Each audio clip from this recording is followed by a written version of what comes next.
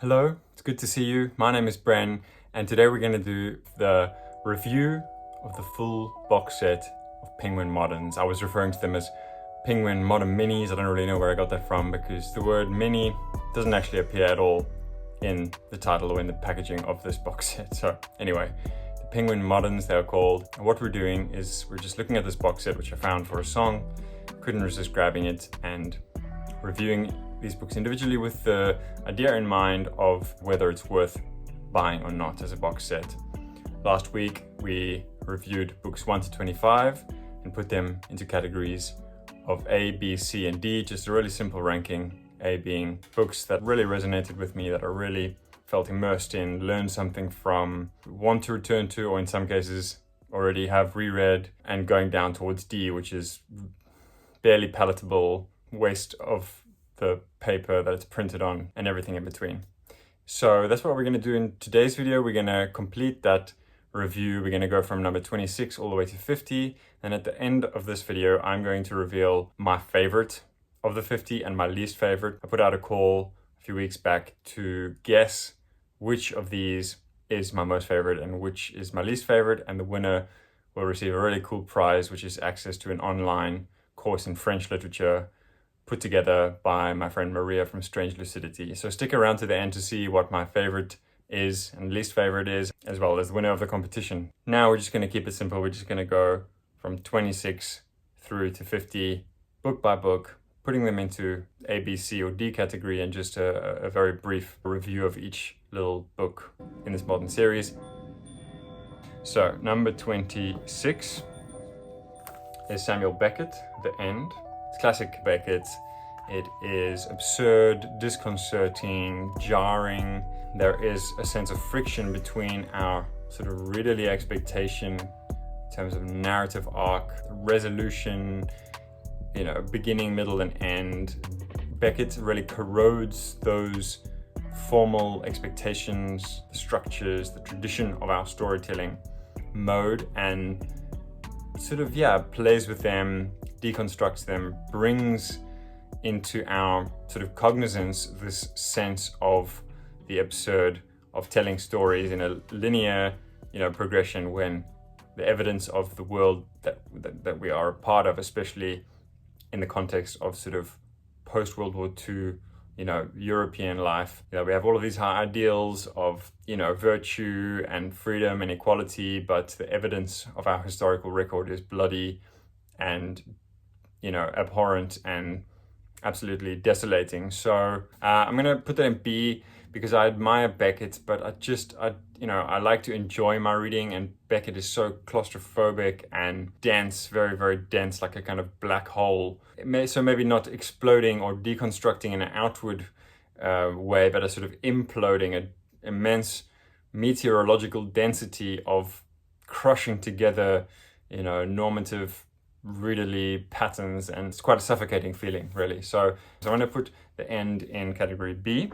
And what you'll see here is we're going to include the tallies of part 1 of the video. So just so you can sort of keep track of the overall weight of these rankings. We're doing pretty well. There's definitely a lot of books in A category. So let's see if that trend continues. Number 27 is Kathy Acker, New York City in 1979. This is one of the few, if not the only, just off the top of my head, books in this box set that actually have images inserted in. Quite cool, kind of slice of life, surreptitious at times, but definitely impromptu close-ups of body parts. This is a really raw and rough and rusty-knived accumulation of noise. It's a very strange text. It's all strobe and salt. It's disjunctive. It's explicit, verging on the obscene and on the vulgar. Prods at one's sort of sense of decorum, of good taste. It's got a DIY punk feel to it. The characters are misfits, outcasts. They're in search of liberation, and they're quite strong female figures debating among themselves the various ways in which they can reclaim their freedom without losing their pleasure and joy in life. And I'm a little bit ambivalent about it because I like good writing on any topic, and there's roughness and rawness in this writing to the point of sloppiness. It leaves you with this ringing, dazzled blast of icy defiance, and I'm gonna put it in B. Okay, next we've got Chinua Achebe, Africa's Tarnished Name. Achebe is the author of Things Fall Apart. I'm sure many of you have read that novel. These are essays, sort of personal, literary, historical ruminations on Africa, on African literature, on the European image of Africa, including very famously Africa's Tarnished Name. The title essay is very widely anthologized, and there's been a lot of response to that essay.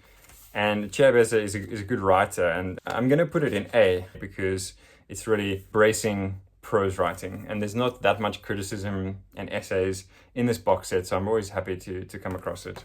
Next, we've got Notes on Camp, Susan Sontag. There's 2 essays in here from her amazing Against Interpretation, one of my favorite books of nonfiction. But I must say that Notes on Camp is not my favorite part of that book. So it was good to reread it, and she is always very impressive, authoritative. She holds you in her sway. You feel like you're in the presence of a great thinker.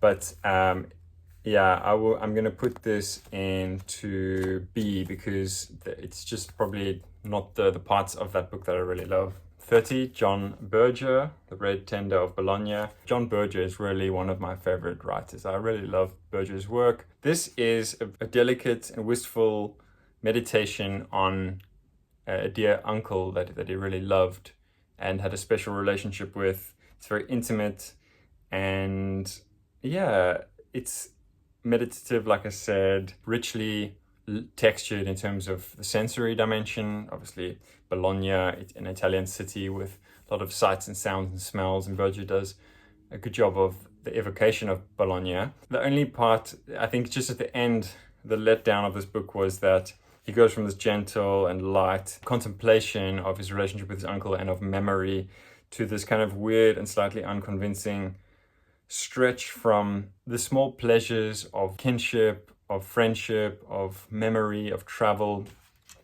He goes from that, he stretches it to the idea of martyrdom. Feels like it's a bit stitched on at the end, this notion of martyrdom, the sense of sacrifice, personal sacrifice. For me, it feels like it's incongruous. I think he should have left that part out. Unfortunately, it falls into B in what would have otherwise been an easy A. 31, Françoise Sagan, The Gigolo. We talked about Sagan on the channel before with her amazing debut novel, Bonjour Tristesse. This is a collection of short stories from Bonjour Tristesse. She wrote and published when she was like 18. It's a very impressive debut. This is mature Sagan. There's something autumnal about these stories, a sense of longing for what is already lost. There is a brusqueness and imperiousness to some of these figures, but it's very, very well written. And I think on page 10, she articulates the narrator of the story articulates this mixture of violence and gentleness that she feels, and I think that is a good encapsulation of the balance of these stories. It's very, very good short story writing, and for me it's an A.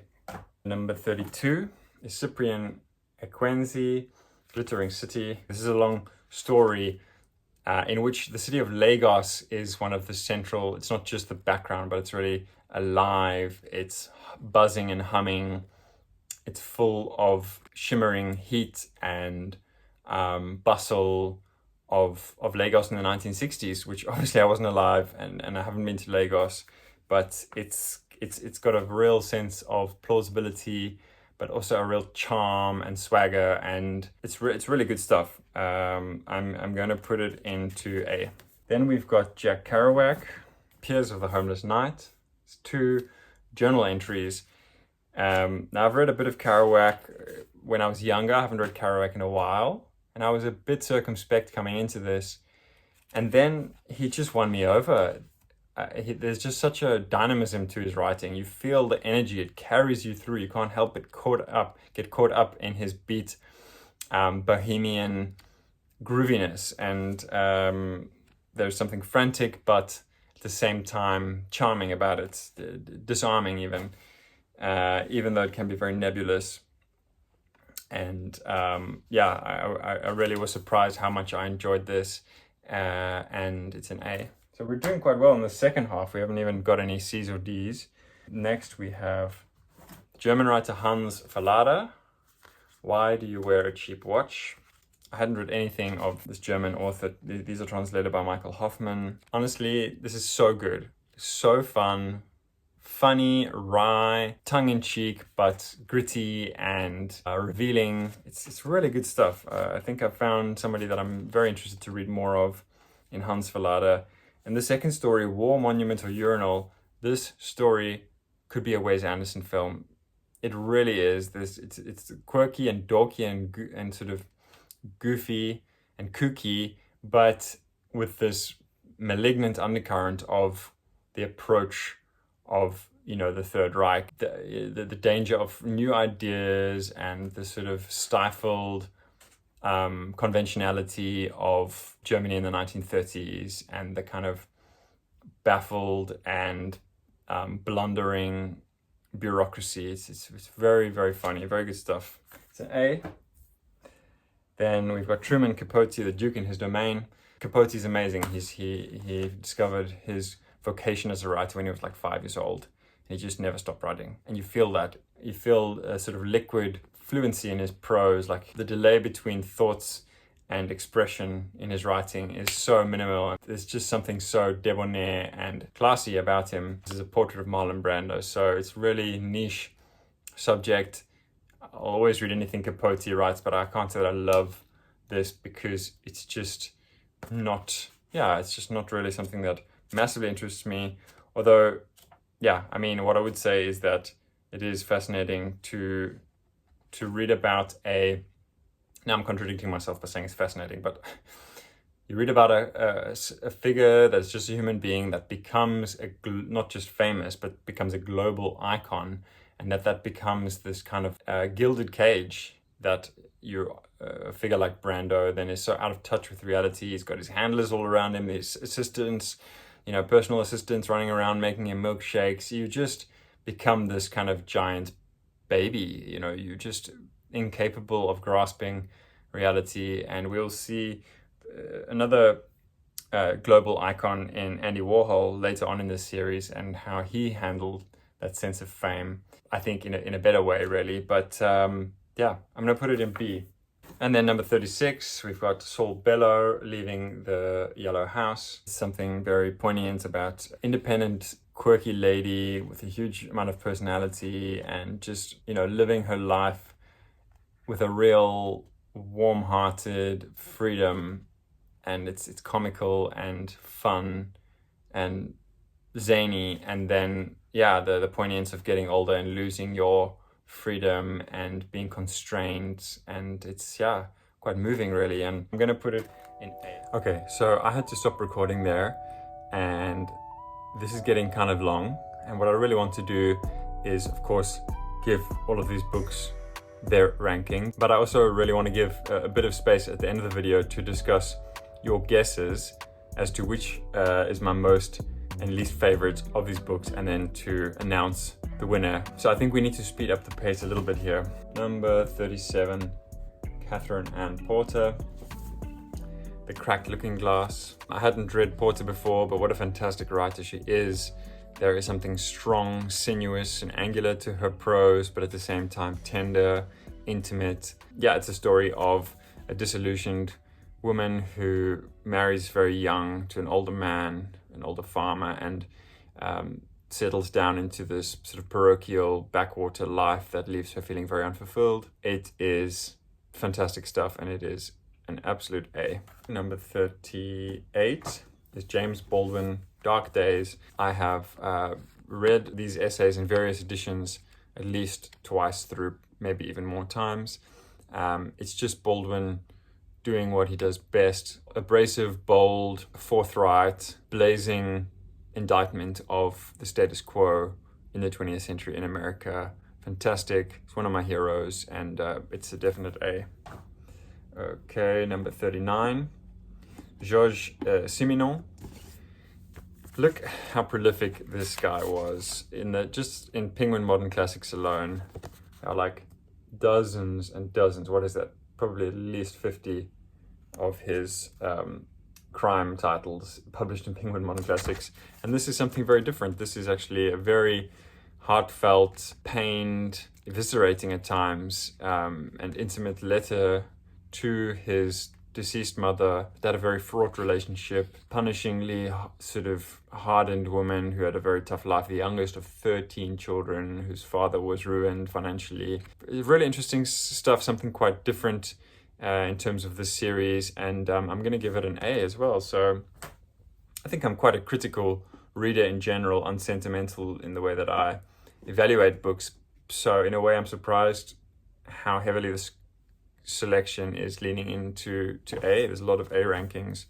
William Carlos Williams, Death the Barber, number 40. Obviously an important sort of early modernist poet, very unique in his kind of pared down, almost beatific simplicity and, or deceptive simplicity, his minimalist approach to writing poetry. It was a necessary sort of panacea to the overblown, purple, flowery sort of romanticism or sentimental poetry. It was this cool, calm, but incisive approach to writing poetry. He was, of course, a doctor, so he brought this kind of scalpel-like meticulousness.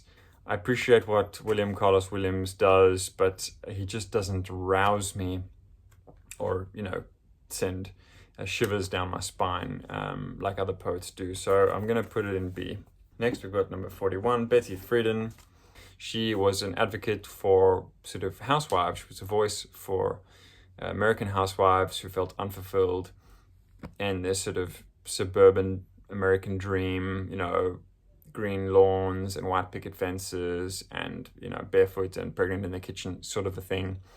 And she spoke up to say, she was a journalist. She traveled around the States, interviewing these housewives, young mothers, in a time when there was a real mania for having loads of children and being a stay-at-home mom, and sort of seeking out the underlying causes of the unfulfillment and the lack of agency that women had in that time. And I always like nonfiction, and there's not that much sort of journalistic or investigative, critical writings within this volume or within these 50 volumes. So I enjoyed it for that reason. Men and women, everyone in an ideal world should have the freedom to choose their path for themselves and not be compartmentalized into these rigid strictures. It's good stuff. I'm going to put it in B. Okay, Federico Garcia Lorca, The Dialogue of Two Snails. I really like Lorca's surrealist poetry, this duende that he brings, this creative energy that overflows its bounds and brings resonant artistic expression into being. That being said, I wasn't blown away by all of these. I'm going to put it in B because I really like Lorca, and this selection didn't really blow me away. Number 43 is Yuko Tsushima, of Dogs and Walls. I hadn't read Tsushima. Matt from Callison Books is an amazing YouTuber, and I recently saw him do an Instagram post talking about Tsushima's fiction. I always get very happy when I see a booktuber that I admire talking about a very exciting writer. So I just wanted to shout out Callison Books. You guys probably follow his channel already, but if you don't, I'm going to leave a link here. He's just one of those feel-good kind of characters. He brings so much enthusiasm and fizz and effervescence to his discussion of the books that he reads. I'm very excited to see what he thinks of Tsushima's work when he discusses her books on his channel. In terms of this selection, these two stories, it's really, really good stuff. Subtle as a zephyr, but so minimalist, simple in its sadness, powerful in the final passages, lyrical, imagistic, poignant, just very, very delectable writing. Devastating, especially the story of Dogs and Walls is such a heartrending a story of a woman who reflects on her childhood and the loss of her brother when he's about 12 or 13. It's an easy A. Number 44 is Javier Marias, Madame du Deffand and the Idiots. This is a Spanish writer. You could not have a more obvious candidate for a Bren book. These are literary vignettes, portraits on Nabokov, on Juno Barnes, Oscar Wilde, Emily Bronte, and Madame du Deffand. Just gobbled it up. Absolutely loved it. Yeah, it's an immediate A. Number 45, Carson McCullers, The Haunted Boy. This great Southern Gothic writer, Carson McCullers, and I enjoyed this, particularly the Sojourner, glowing tale of reminiscence, regret, nostalgia, delicately portrayed, and it's another A. Jorge Luis Borges, The Garden of Forking Paths. Hallucinogenic, weird, serpentine twists and turns, pervasively meta and intertextual. He's just phenomenal. Yeah, this is an A for me. The selection is translated by Donald A. Yates, Andrew Hurley, and James E. Irby. Down to the last 4. Andy Warhol, Fame. Now, actually, I don't like Andy Warhol's art per se. There's some things that he did, it's very multidisciplinary. He did loads and loads of different kinds of art forms and mediums. I'm not really blown away by his work, but I do find him a very fascinating individual. It's a great documentary series on Andy Warhol's life that I highly recommend. I'm not sure what it's called or who it was directed by, but this is pretty tepid stuff. It's quite disappointing. It's just like selections of things that he said, pretty bland. It doesn't really do justice to him, who he was and his ideas, because I don't think that he was so enormously verbal in his way of expressing himself. One thing I would say that was very interesting, what he said about the notion of fame, which I referenced in part 1 of this review of this box set, in terms of Capote's portrait of Marlon Brando, about how Brando was living in this gilded cage, just out of touch with reality, just surrounded by handlers and assistants and, sort of sycophants, really. But Warhol said a very interesting thing about his relation to fame. He said, and this is, for global icons, right? Obviously, there's different levels of fame, but for the really, truly global icons, David Beckham, Kim Kardashian, Michael Jackson when he was still alive, Andy Warhol, Leonardo DiCaprio, Justin Bieber, that level of icon, Cristiano Ronaldo, Taylor Swift. And Andy Warhol, of course, was of that upper echelon of global fame. He's like, when you go somewhere, whatever's happening stops. Nothing happens when I'm around because it all becomes about me. Everyone starts acting weird. Everyone starts being very self-conscious. If there's something happening, it all just comes to a grinding halt because the Andy Warhol show is just blown into town. And he found that very limiting, frustrating, and sort of, again, a sort of gilded sense of entrapment that you just can't really connect with the world because you become this sort of bright light around which everything orbits. And that's probably from the outside seems very glitzy and glamorous. When you actually experience it, it can be very isolating and impeding to your own sort of human experience. So that I found interesting, but I'm going to have to put this in D because it's just pretty surfacey and empty, besides that one nugget which I just mentioned. Then we've got Primo Levi, The Survivor, number 48. These are poems.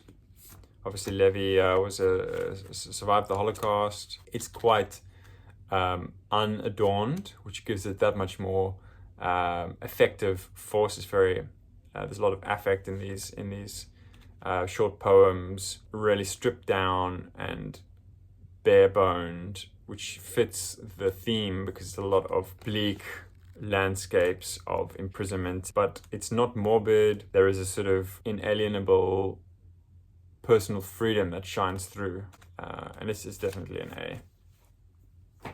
Okay, Vladimir Nabokov, number 49. Don't sleep on Nabokov's short stories. He was such a good short story writer and sublime. They can be surprisingly gutting. It's an A, hands down. And then to end off, we've got Wendell Berry, Why I Am Not Going to Buy a Computer. The great American poet, novelist, and farmer argues for a life lived slowly and the value of home. But Wendell Berry was a pretty firebrand sort of figure, really iconoclastic even, just was one of those people that didn't care what anyone thought, that was very outspoken, that was happy to go against the grain, even if it was unpopular, or I don't agree with everything he says. He's pretty grouchy, and yeah, he's a lot more confrontational than I am in terms of my own sensibility, my own temperament, but you don't have to agree with it. It's just very entertaining and great argumentative writing. He doesn't just make assertions and say, this is how I feel, so it must be true. He really goes step by step through what he's trying to convey, and it makes for great reading. So it's an A, and there we are. We've got to the end of these 50, clearly massive distribution towards A, which means that the contents of this box set absolutely has my stamp of approval. I'm sure many people would read that differently and have different ratings. I would love to know what you guys think of my ratings, what you thought of these books. Where did I get it wrong in your view? Where did I get it right? Like I said, the package itself is they're really skimped on the packaging. It's not wide enough. You should be able to slide these books in and out at your leisure without having to like wrestle with an angel all night long to get one of these books into your hands, and that is unfortunately the case. So the packaging itself, while it looks nice, is too tightly packed. So I'm going to give a C on the packaging, but what's most important, of course, is the contents. So I think I'm going to say overall that it's worthwhile, it's worth buying if you find it for a discounted price or secondhand, because it's probably more than €100, $100 new. Would I buy it new? No, I wouldn't. Let me know what you think of that. And now what we're going to do is we're going to go through your answers. Made a call to guess what my favorite and least favorite books were in this series. I'm going to go through the answers that you guys gave, and then I'm going to say who came closest. And I don't know out of my head, so let's dive into that together. We've got Kagsy's Bookish Ramblings. Thank you, Kagsy, for your guess. And Kagsy says, I would guess the Nabokov and Lispector as favorites, and non-favorite maybe Ginsberg. Okay, let's see. Jen Wyvern 2, another regular comment on the channel, says favorite Lispector. So we've got another Lispector there, and Anathema, number 25, Burroughs, and that was The Finger.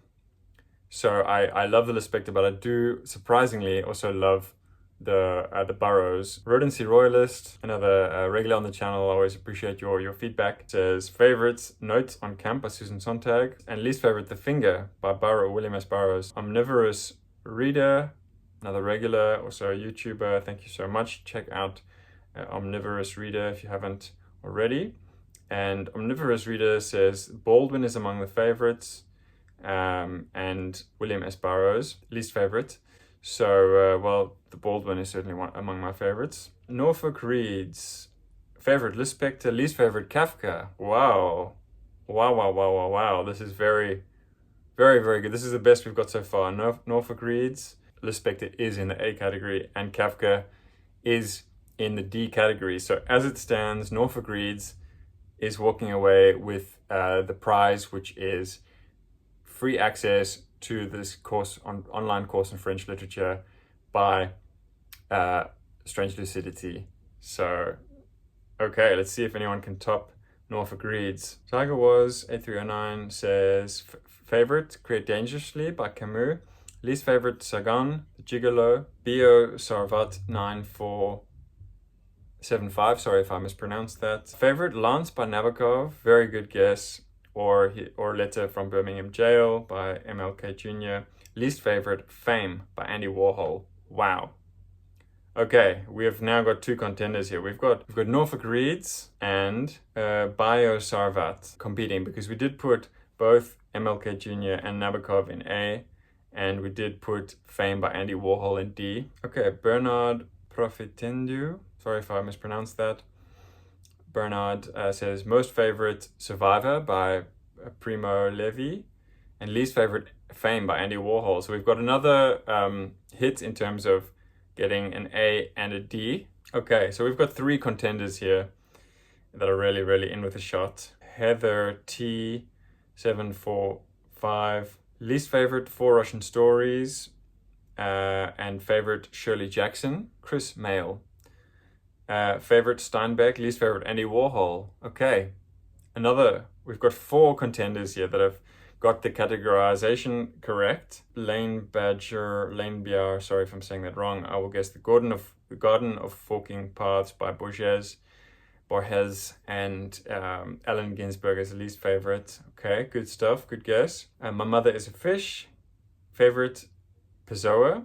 Least favorite, Bello. Okay. Contraband Pigments. Favorite, Kafka. Least favorite, Warhol. So, my favorite of this whole set, it's obviously tough. There's loads of books in A, but just on feeling, my favorite is Javier Maria's Madame du Deffant and the Idiots, because this is literary criticism with a bit of gossipy juiciness. And not only is it literary criticism, which I really love to read, but it's a phenomenal writer in and of himself. So a writer writing about writers, I just can't get enough of that. And to top it off, other than Madame du Deffant, who I don't know, Nabokov, Juno Barnes, Oscar Wilde, and Emily Bronte are all writers that I adore. So for me, that is my favorite of the 50. Javier Marias. Might be mispronouncing his name. Please tell me if I am. That's my favorite. So nobody guessed that, but quite a few people got close with Chris Mail got Steinbeck. And my least favorite, by the way, is has to be Food by Gertrude Stein. Like I said, I love the modernists, and I like experimental writing, and I like experimental poetry that can be very challenging and resistant to, easy access. I'm all for that. But this, for me, is a vomitorium of gobbledygook and words flung together. And yes, I know that she was trying to bring this painterly, modernistic experimentalism into her writing. It does nothing. It's just noise. And yeah, for me, that's the least favorite. But Andy Warhol is really down the bottom as well, and a few people got that. So Chris Mail, very close with Steinbeck and Andy Warhol. Bernard, Primo Levi, I appreciate those poems, but it was an A, but it was not contending for my absolute favorite. I'm gonna take Bernard out. Sorry, you did great. Thank you for your guess. And then we've got Bio Savarat says Lance by Nabokov, or Letters from Birmingham Jail, and Fame. Lance is a very close contender, probably in the top 3 or 4, and Fame is one of the least favorites. So I would say that Bio Sarvat just edges out Chris Mail. So now we've got Bio Sarvat and Norfolk Reeds. And Norfolk Reeds said Lispector and Kafka, but Lispector or Nabokov for A. What did I say? I said Gertrude Stein as my least favorite, and Javier Marias is my most favorite. Kafka is probably second least favorite. It's a close one. It's really a close one, but I'm going to say Norfolk Reeds is the winner, with Clarice Lispector as the favorite and least favorite as the Kafka Investigations of Dogs. So congratulations to Norfolk Reeds. Throw a comment down below to let me know that you've seen this. My email is in the bio on the channel homepage, so shoot me an email and I will send you the coupon for your prize, which is a course in French literature, which I contributed to, but was put together by Maria from Strange Lucidity. It's amazing, full online course with videos and reading lists and a whole bunch of cool extra stuff, and it's worth about $200, but that is your prize. So thank you, Norfolk Reeds, and to all of the rest of you that participated in this. Thank you for watching till the end. If you've made it this far, please do let me know down below what you thought of all of this. I also recently started an Instagram, Bren Booth Jones. If you look me up, I'm on Insta, I post not only bookish stuff on there, but also like travel things. I was quite into photography in my earlier years, and I haven't really done anything with a lot of these pictures, so it's a chance for me to post some of that stuff. So yeah, thank you so much guys, and speak to you all soon.